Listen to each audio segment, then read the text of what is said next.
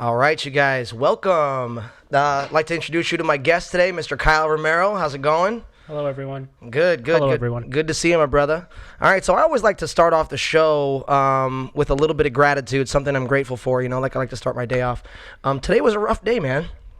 I had woke up to a burst pipe in my front yard, and then I got some bad news, and then some more bad news, and so it just kind of was a snowball. And then even after that, my toilet was running after I fixed the plumbing problem, so I had to fix that too. So it was a little bit of a rough day, but I think I got everything under control here. And it's in those days when you're being tested that it's hard to find the things that you're grateful for.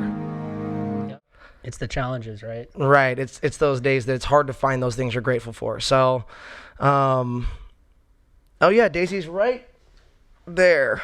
She's on the other side, right there, behind me. She's here. Daisy's good, brother. Appreciate you, man. Yeah, absolutely. Thanks for asking. I appreciate you. But like I said, it's in those times where it's kind of hard to find sometimes the thing you're grateful for, or recognize or acknowledge the things you're grateful for. So today it's been a little bit of a challenge, you know what I mean? So today I'm actually grateful that I get the time to spend with you face to face, to actually sit with you face to face here, and share some conversation, some good positive thoughts, yeah, so I'm very grateful that I get to spend some time with you and add a real positive note to my day, which wasn't otherwise that positive, but I really appreciate that. So why don't you tell me one of the things you're grateful for, my brother? Well, thank you, first of all. I'm definitely also grateful for this experience and interaction here and being with you, so I appreciate you. But I guess I'll tell a little story really quick about... basically, I was just on my one wheel, which I'm not sure if Eddie has told you guys, but they've seen some one wheel videos. They know what's up. Yeah. Okay, so I was on my one wheel and I fell, and so pretty hard. That was a couple of days ago, and that hurt me quite a bit, but I'm feeling better now, and so I'm grateful for the body's ability to heal.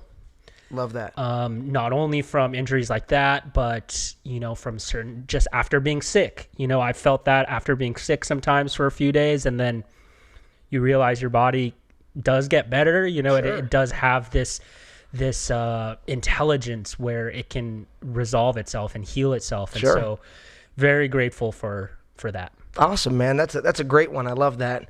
Kyle, like in those times where you're either in physical, pain, or you're in mental and emotional anguish, or whatever it may be. Excuse me.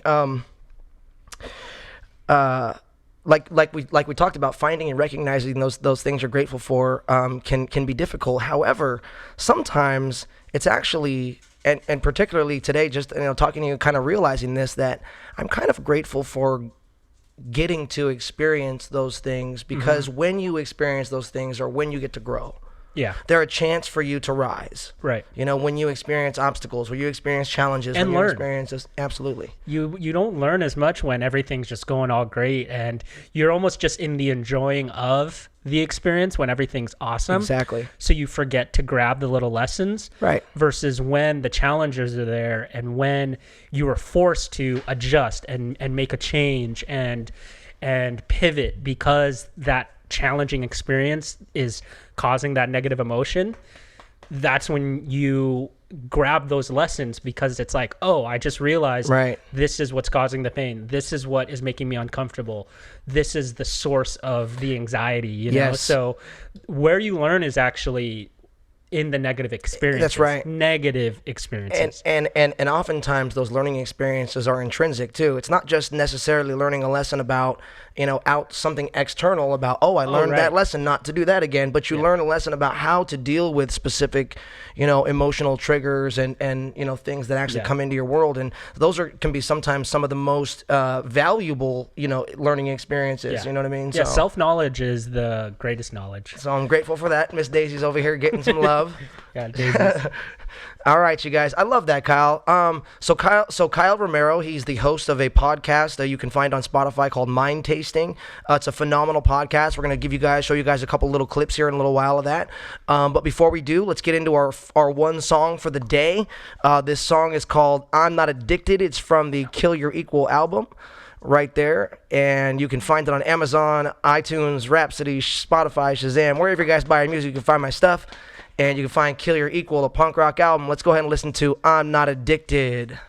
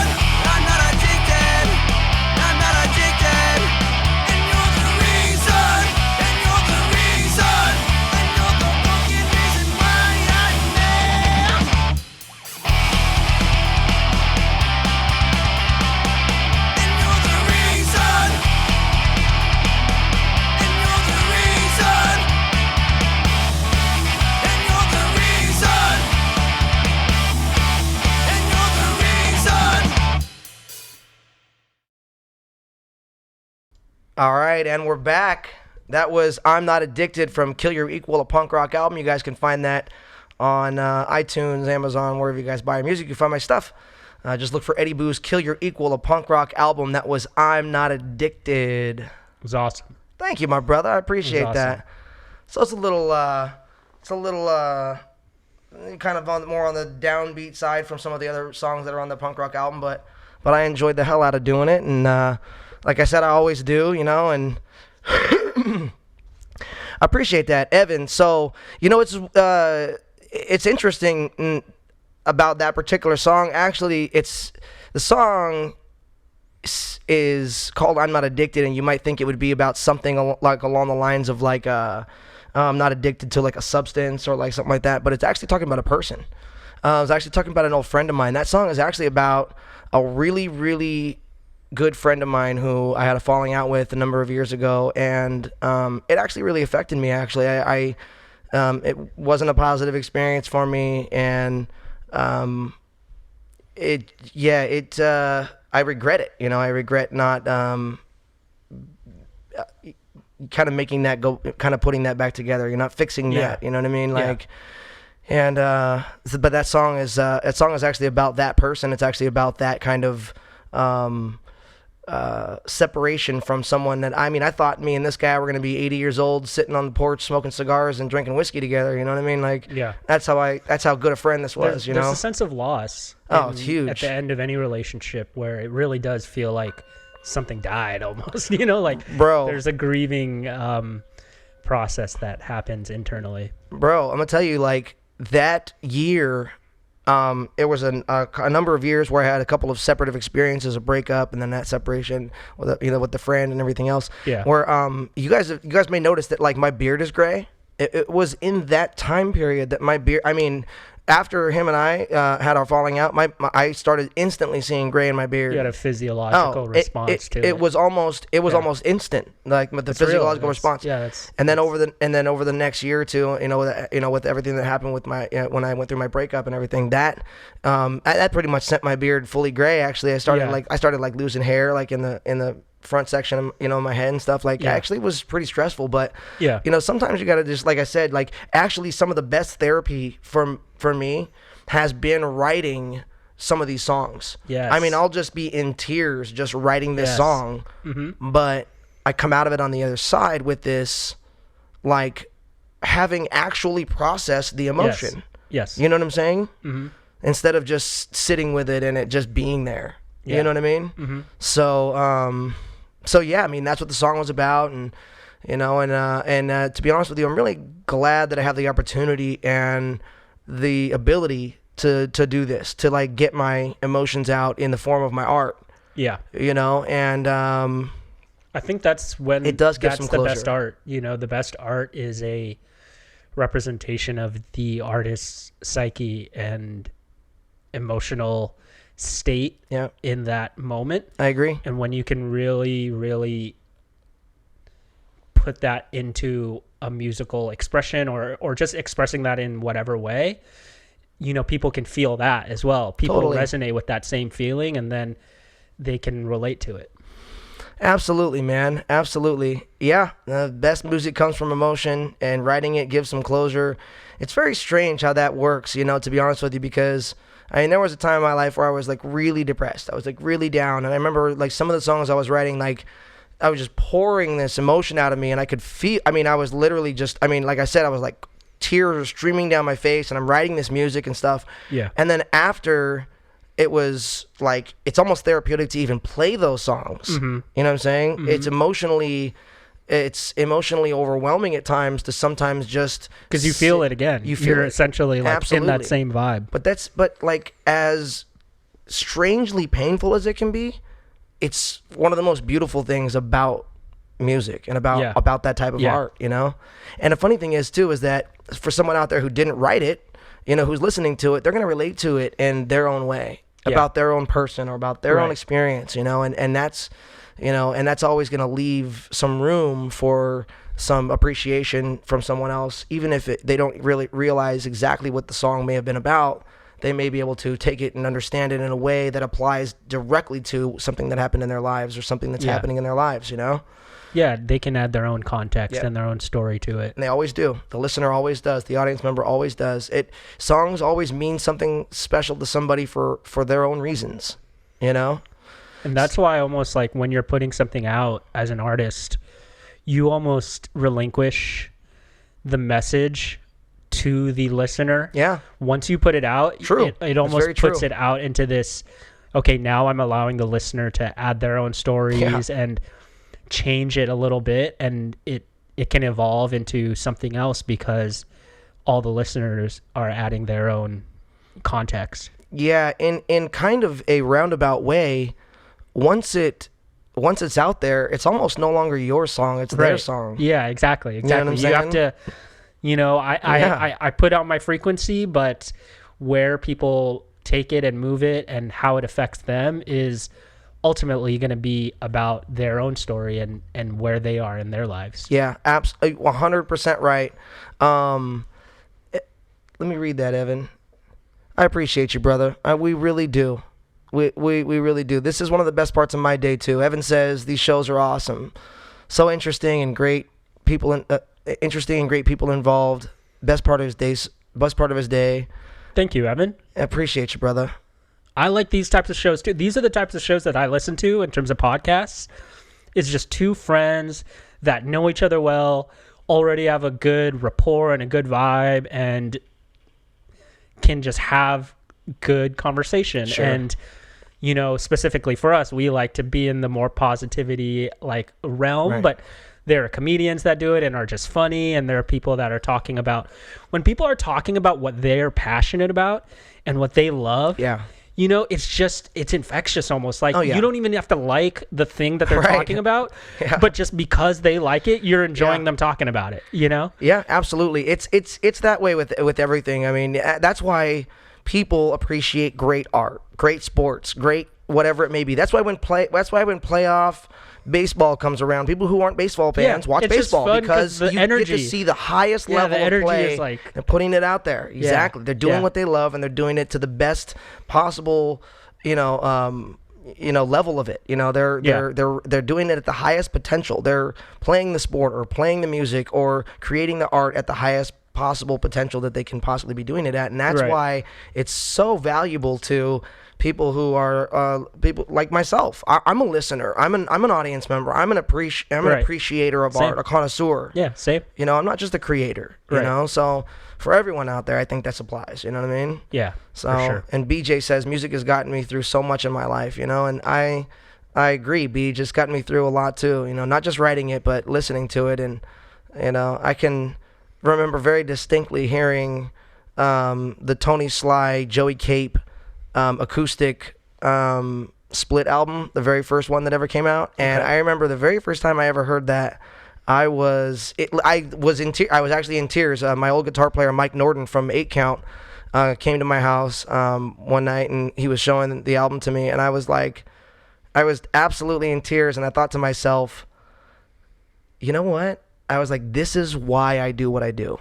The way this is making me feel right now is why I play music. The impact that you want to have on other people. This is exactly it. And it's not often that I'm reminded of that, actually. There's been very few times in my life where I've actually had the experience to where I was like fully like rattled to my core and reminded of why I chose to play music. This is your purpose. This is your purpose. This is why you're here on this earth. You know what I mean? Hey, little reminder. This is why you're here. Very first time that ever happened to me, I had never played music, and I saw Unwritten Law and Silverchair at the Palace, and knew in that instance that is what I was put on this earth to do, and I was going to do that with the rest of I'm going to learn how to play guitar and sing, and I'm going to write music, and this is it. Yeah. And then years later, I saw the Doobie Brothers play. And that was one of the live music experiences that I was like, I've seen hundreds of concerts, you guys. I've seen hundreds of concerts, from Rage Against the Machine, Gangstar, Offspring, Cypress Hill, No Use for a Name, Bad Religion, NoFX. You can pretty much think of every punk band out there. I've seen them. And then you want to talk about like Journey, Yes, Boston, REO Speedwagon, Pat Benatar, Blue Oyster Cult, Bachman Turner Overdrive, Eddie Money, Edgar Winter Band, Steppenwolf, you name it, I've seen them. 38 Special. I mean, just it doesn't matter. I've seen so many, but the Doobie Brothers were the best band I've ever seen live. It was the best show I ever saw. I saw them with Chicago at the Gibson Amphitheater, which no longer exists. And the Doobie Brothers, when they were on stage, they were a very stark reminder. I had the feeling inside me, it gave me that high. I mean, it's it's a high, and I was like, this is why I play music. And and you have those every once in a while that remind you. Yeah. They just these experiences that remind you this is what it's all about. It's the way I'm feeling now is the way I want to make others feel. Right. With this kind of art. It's beautiful. And I think also one thing I would say to your listeners as well is to raise your awareness. I actually think life is giving you a lot of these signs and these pointers and reminders of, hey, this is what you ought to be doing. Even sometimes it's a little bit of a gut feeling. Yep.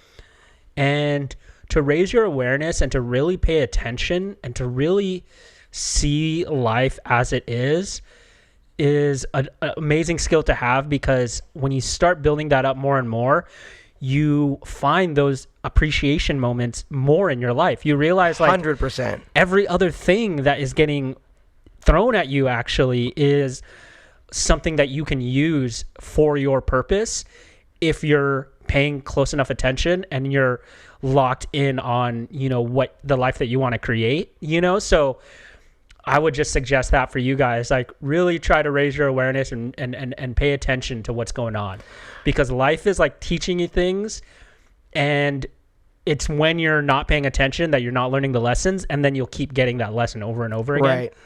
Right. But when you pay attention, you'll really see it, and then you'll get that feeling appreciation, and it'll just lock you in more into like, okay, this is what I'm supposed to be doing. I love it. I love it. Great observation, Kyle. And with that, you know what? Let's go ahead and check out a little bit of the Mind Tasting podcast. So Kyle hosts the Mind Tasting podcast. It's a podcast you guys can find on Spotify right now. Phenomenal podcast. Why don't you tell everyone what the podcast is about, and then we'll kind of go into we'll go into a little bit of the episode. One of the episodes I got queued up. Sure. So yeah, it is available on Spotify and Apple and Google as well. Oh, great. And so some of the other podcasts. Awesome. It's on most of the podcast distribution sites and apps. But it's basically, I mean, what we're talking about now is very much the same vibe. It's about the human experience and psychology and philosophy and how the mind works. And I normally in every episode try to, either with my guest or on my own, break down a specific type of mind pattern, a specific psychological idea or research study, or a type of experience that is common that a lot of people have. I like to break down a specific person sometimes and just like go into their mindset and find maybe a couple of the core things that I find from their experience could be maybe applied to my own personal development and therefore my listener. So yeah, I enjoy having kind of deep conversations about life and philosophy. And so it is a little bit of a broad kind of podcast, but the energy and the vibe is very much what we're doing right now, where it's deep conversation about the human experience. And it's just something that I enjoy doing, and I'm expressing myself. So yeah, would really love if you guys enjoy conversations like this. Eddie's actually been on 4 episodes already. So if you enjoy the conversation and the rapport that Eddie and I have, maybe check out one of those. We talk about gratitude and emotional intelligence and music and all types of things. And so, yeah, maybe we could. Absolutely. That's funny because that's kind of how we met. Like I saw Kyle, I actually had my one wheel, and I saw Kyle coming out of a coffee shop one day, and he had his one wheel, and I chased him down. And I said, "Hey, bro, you got a one wheel too? Yeah, let's ride." Like, here is my number. Contact me immediately when you want to ride.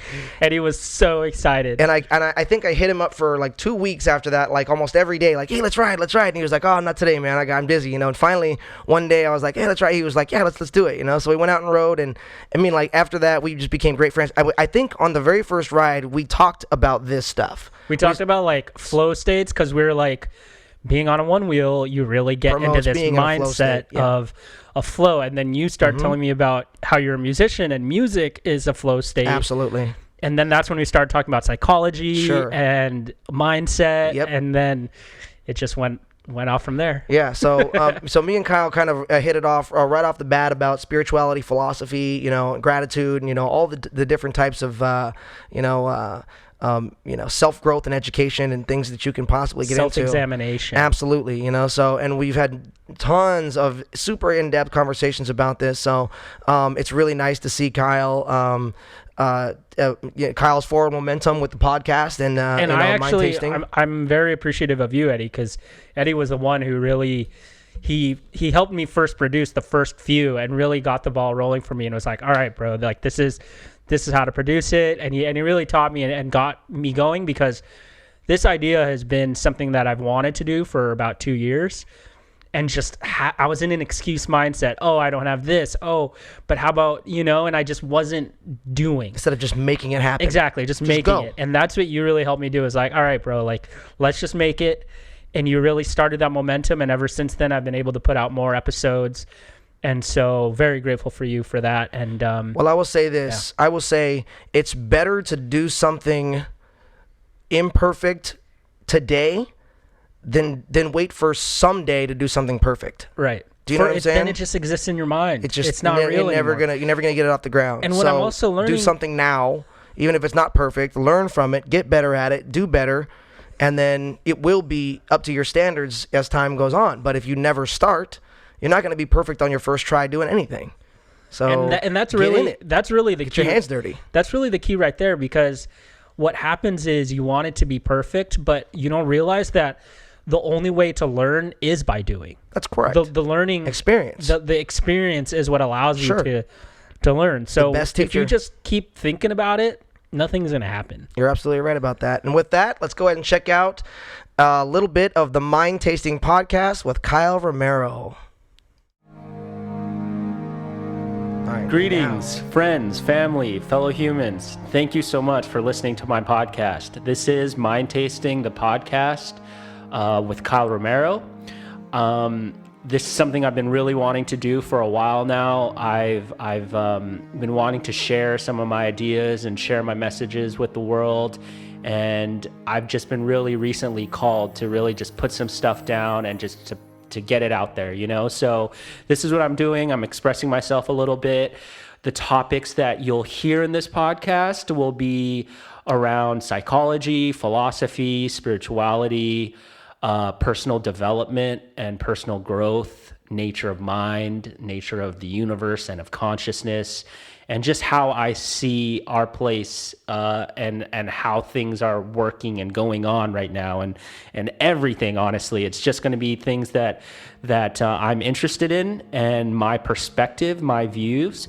And so, yeah, I'd really love to interact with you guys, and really thankful that you're listening. And yeah, just hit me up on Instagram, Chirotechnics, and just please interact and let me know what you think. And I appreciate you very much for listening.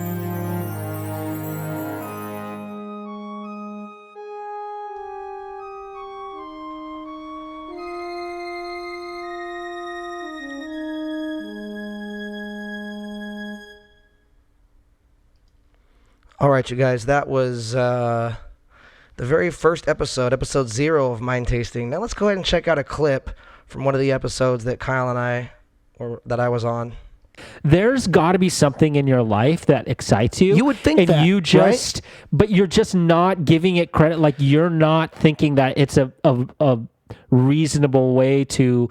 There's nothing to explore there. Brother, is what I think I'm gonna be people do. I'm going to be honest with you. Over the last 2 years, I've met a ton of people, and the people that I've met, I have actually specifically asked, "What is it that you love to do?" It's something that I'm very actually interested about when I talk to people. Yeah. What do you? What do you actually like? Just like what doing? is it you love to do? doing? Like, what is it sparks you? And you know what? Most of the time, 80% of the time, 90% of the time, they can't think of anything. They say things like, "Oh, I don't know. I love going to the beach or watching movies or hanging out with my friends and hanging out with my family." Like, yeah, everybody fucking loves those things. You know what I'm saying? Like, but what I'm saying, like, what is it that like excites you to your core? You know what I'm saying? Like, what do you like? I think a lot of those people just they're embarrassed or ashamed of what that answer is. Like, they don't want, like, you're right. Again, I think it's like, you're right. I mean, there's gotta be, like, there's literally nothing in your life that's exciting. A good percentage of those people, yeah, you're right, probably right. You know? Yeah. I mean, but here's the thing. I hear you, though. If you don't have anything, explore, man, for sure. And look, dude, if your desire, you know, is not criminal or immoral, right, then why be ashamed of it? You know what I'm saying? Like, dude, but it's because we social, get a lot of social messaging, and Bro. like, so another thing too is then we're starting to go into the world of insecurity, right? Of course, you're talking as someone who might not as be insecure about sharing themselves to other people. Like, we're both recording a podcast that already is going to be uncomfortable for some other people who aren't really wanting to talk about their opinions and their life and their stuff, you know? So like and I deal with that too, of just like the insecurity of, and so that's just this whole other world of like, you know, a lot of people are just set up from very early on. They receive a lot of messaging of not enough, what you're doing. I think, you know, now I'm realizing what happens is it's hard for people to know what excites them, because when they were young, everything that they were excited about got shunned, got discouraged. Why are you doing that? don't act that way. Terrible. That isn't for you. Terrible. And there are many people that have lived that version, but like really extreme. Like, oh yeah, like were literally hit and punished and abused when they did anything that excited them. So actually, I think that answers what we were talking about earlier. Like maybe people who they don't have anything that excites them, it's just because when they were younger, every single thing that they ever kind of gravitated towards was not really encouraged. And so they lost themselves in that, you know, because I think that's a lot of like, oh yeah, the insecurity problems is like, brother, when early on in life, when you lose connection with that passion that everyone has inside them, that spirit, once you lose connection to it, now all of a sudden your whole job in life is to find it again. Preach it, dude. Like that's what I think that's what everyone, like most people, it's like, how do you reconnect with yourself? How do you reconnect with your authenticity, you know? Because like that's where all the magic is. Agreed. That's where you can manifest. 100%. That's where you can generate and create and just and flourish and thrive, and bro, from that energy. You're so right. 100,000,000% correct. In fact, the name of the game is literally reprogramming your subconscious for love, positivity, success, you know, and you know, and abundance. Yeah. It's reprogramming.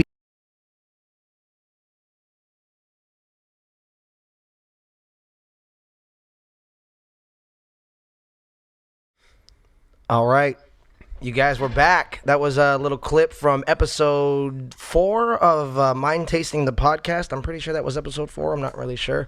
But the host of Mind Tasting the podcast, Mr. Kyle Romero, very insightful. I absolutely love what you have to say. I love producing these. When you do actually do them here, some of the ones he's been producing his own, which I'm super proud of. Stoked that he's doing his. I'm just recording it on my phone. Doing like what he has to do. Man, yeah. Gary Vee style, just lo-fi, knocking it out, doing it big, and they sound good. It's not your phone. I listen to them. Your phone has good enough quality. Great quality, and that's not studio quality, but that's a testament. The content is what people are listening for anyway. A lot of times, correct. They just want to hear your thoughts and opinions about stuff, right? You know, so it really is a doing, and I've been trying to. I mentioned it before, just getting out of that excuse mindset. Of course. You know, so don't let things stop you, because really, it really is you letting it stop you. It's not the thing, right? Oftentimes we think the external world is what is making us do things, but that's actually a very powerless victim mentality to be in. Totally. When you empower yourself to say, okay, I am the one who chooses my response to the external world, I'm at the very least in control of how I respond. Sure. And so always empowering yourself to respond in the most appropriate way. It's the way to go, man. It's a practice. It's and that's totally why I'm just practiced. doing it. I'm just trying to do it as much as possible, you know? Dude, yeah, absolutely. And what we talk about, you know, it's so funny, like what we talk about on the podcast, and we talk about here, we talk about gratitude, we talk about all the stuff that we're talking about. It's not inherent in people. In fact, it's programmed out of us from the time we were young, you know? It's the systems at play, they don't want you empowered. Of course. They want you in a victim mindset. They want you to just think that you don't have any control. Correct. They don't want to empower you with this knowledge of self-expression, self-examination, right, gratitude. Like you have to really seek these things out. But sure, but I do believe that the message, you'll find the message and you'll resonate with the message when it's the right time in your life. And so that's another thing too, a learning lesson I found is you don't necessarily want to shove these lessons into someone and say, hey, this is the right way. Why aren't you doing this or that? You know, you almost have to let people come to you and say, okay, drop the little seed, but they're going to realize.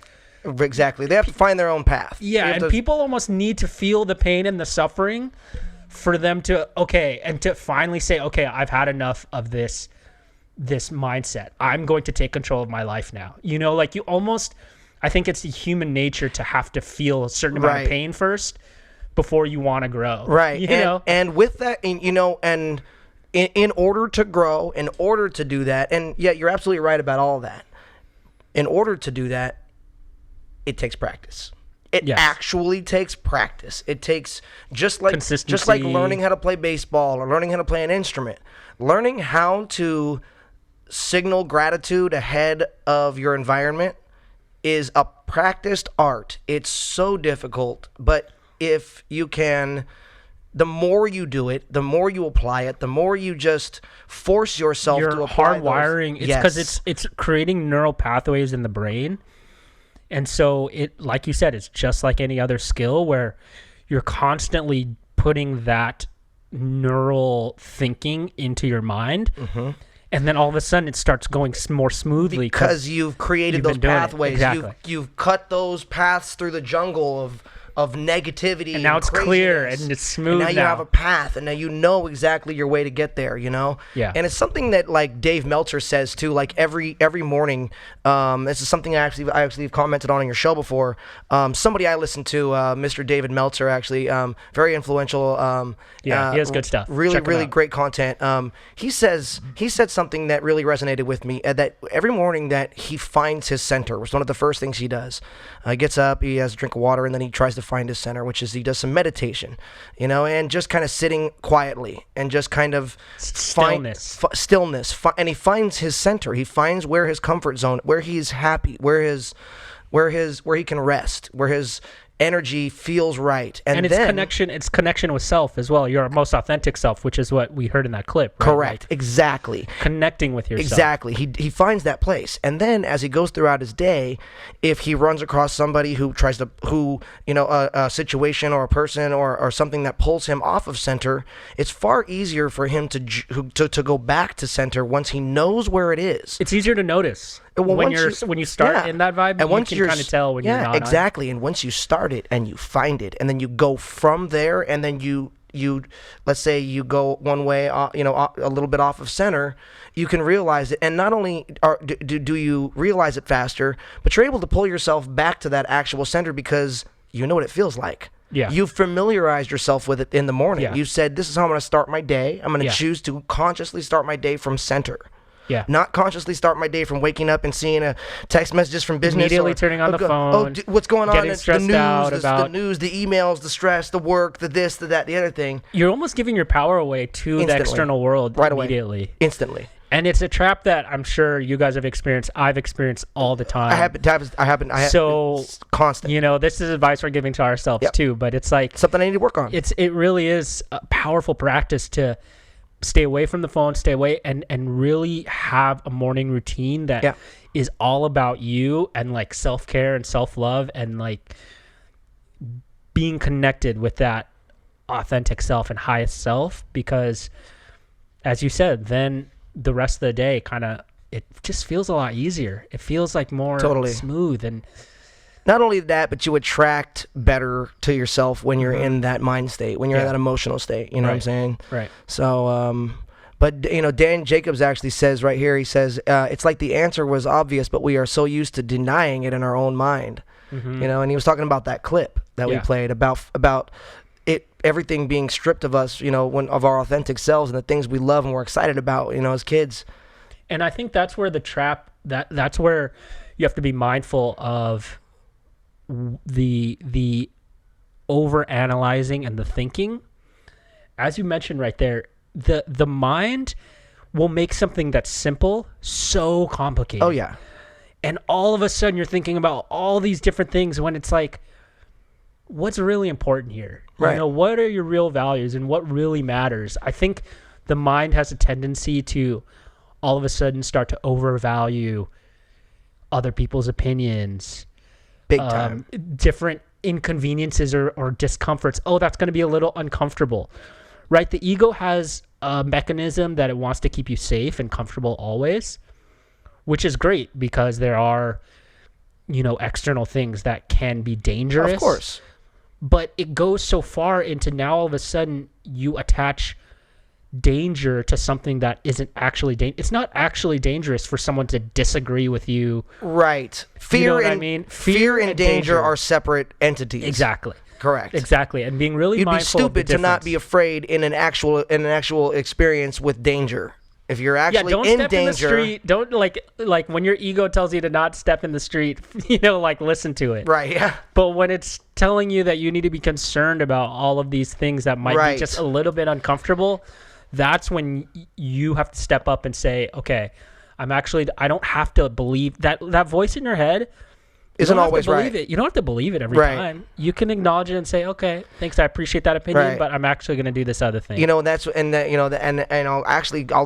touch on something Gary Vee says. Gary Vee says something he's been saying actually kind of recently is the more you overvalue compliments, the more you give away your power to feel bad when somebody actually does give you criticism. Yeah. So just perspective. A little perspective goes a long way, And that's also a centered thing too. Of absolutely. If you stay center, then you won't waver from the positive or the negative. It's about kind of that balance of being true to self and not allowing people and external things to sway you too much. Because the positive directions can be really enticing too. Someone starts bigging you up, or all of a sudden you land a few things in the real world that's really giving you this positive feedback, and you start feeling yourself.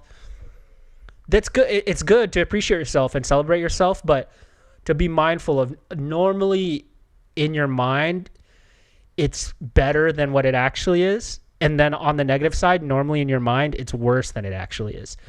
Your mind will always make it a bigger deal than what the true thing is, because in actuality anything is really neutral, bro. Always everything can be neutral, and it really is the perspective that you add on top of it that adds that narrative story. Right. And it's how we choose to see those experiences. Instead of separative, we need to choose to see them as integrative into our lives. And what is this integrating? Not necessarily what is this separating, like, okay, this is separating, but it's giving me space for what is happening here, what is actually happening, and the meaning you give the experience is how you're going to feel, is the emotion you're going to fill yourself with. Yeah. If you give the experience a separative or a negative meaning, then you're going to fill yourself with the separative or negative emotions. Whereas if you choose to, like we were talking about earlier, kind of have just trust in, like, just kind of like surrender to like the universe. Yeah. You know what I'm saying? Trust. Allow. Bro. Trust is huge. Allow it to, allow the good things that come into your life, without putting a negative meaning to experiences that you go throughout your day, throughout your week, throughout your month. You know what I'm saying? So it's allowing yourself to not put too much of a separative experience meaning on any particular experience, and then allowing us to also, in that same breath, to feel like we're able to integrate something else into our lives at that point. So you're absolutely right. It is really about the perception. It's really about the meanings we give things. But yeah, man, I've actually really enjoyed having you on today, Kyle. I really have. Thank you. I've enjoyed being here. And I'm gonna have Kyle on a lot more often, actually, you guys, as well. I'm gonna have some regular guests, and Kyle's gonna be one of my regular guests, as well as BJ. You guys know BJ out there. It's great to see all of you guys out there today. 100%. Tiago, Jessica, Evan, Brooke, my sister, Stony Steve, Ray, Daniel Jacobs.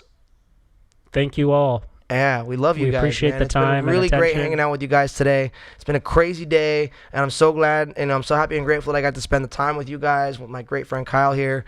Thank you guys so much. Thank you, Jessica. Thank you, BJ. We appreciate you guys. I love you guys all. And I wanted to say thank you all, love you all, and I'll see you tomorrow night at 6:30 on the listening room, you guys.